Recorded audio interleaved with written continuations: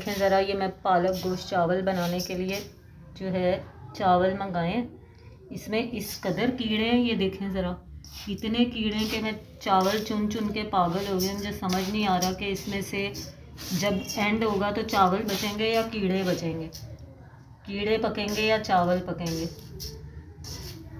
इतने कीड़े आज तक नहीं मैंने देखे, और ये इतने बड़े बड़े कीड़े।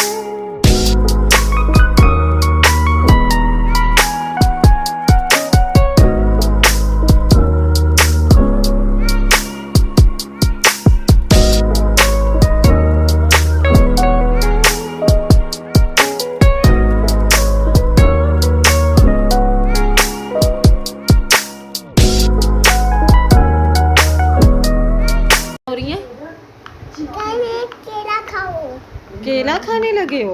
हाँ गाइस। गाइस को बोल दो ना। गाइस दो आज मैं केला खाऊं, मैं चावल खाऊं, चावल भी खाओ। हेलो तो बोलो। हेलो गाइस को बोलो, गाइस मेरी वीडियो को लाइक करें। गाइस, लाइक वीडियो दो।